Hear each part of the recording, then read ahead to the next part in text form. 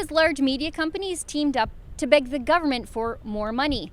Today I have exclusive documents that show the petty, behind-the-scenes backstabbing these failing corporate media companies tried while they made a united plea for more government cash. Back in February, mainstream media made the case to Justin Trudeau for even more handouts. Here's the story in the National Post. The news industry is in trouble. Canadian media outlets team up to demand tax and regulatory changes. In a plea for long-demanded tax and regulatory changes, a large group of news companies is expressing grave concerns about the future of, quote, the vibrant media ecosystem in Canada and the, quote, health of news and of democracy. A letter urging Parliament to act and address to Prime Minister Justin Trudeau was signed by an eclectic group of media outlets, including Post Media, which owns the National Post, Torstar, which publishes the Toronto Star, Saltwire Network, and the CBC, among others. It was basically solidarity and panhandling. We wanted to know what was happening behind the scenes. Did these shameless corporate welfare queens really sing Kumbaya, join hands, as they held out their tin cup to ask Trudeau to stick some more taxpayer cash into it? Well, we went looking for the whole story. We did what we always do. We filed an access to information request. Here's what we asked the Department of Heritage for. All documents, including emails, texts, or instant messages, Slack messages, and WhatsApp messages, memos, and briefing notes, media lines, Q&As, etc., regarding the letter from various media organizations to the federal government referenced here, and then we linked back to that National Post story on the letter and lobbying efforts.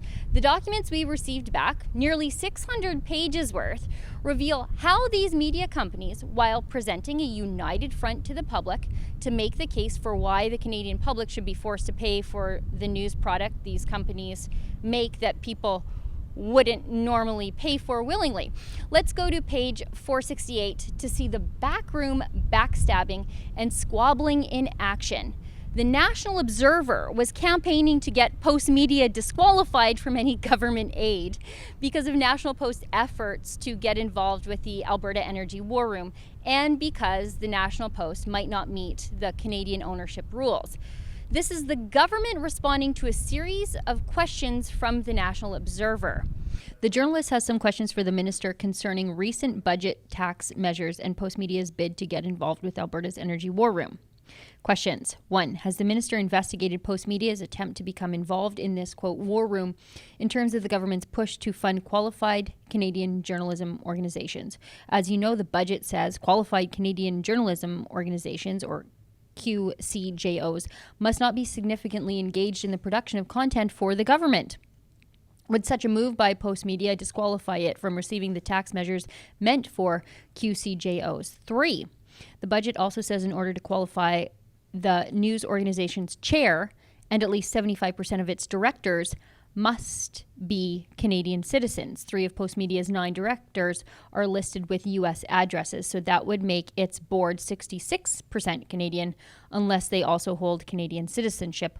Would that disqualify Post Media as well? The National Observer is explicitly anti-oil, so yeah, of course. They want to make sure their point of view on oil and gas is never balanced with something less extreme. But friends, there's a special level of hypocrisy in the National Observer accusing another news outlet of not being quite Canadian enough. The National Observer has been given money by the foreign-funded Tides Canada Foundation.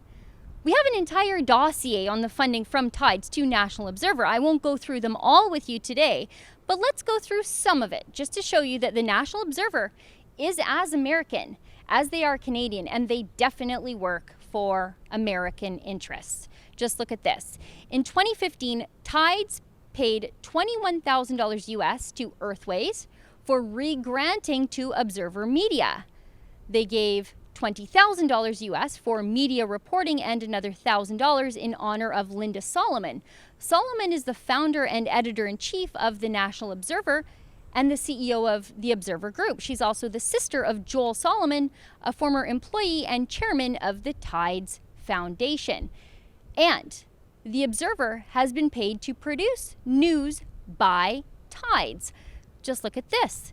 This article is part of a series produced in partnership by National Observer, Tides Canada, Tech, and Van City to highlight the stories, people, and history behind the Great Bear Rainforest Conservation Agreements.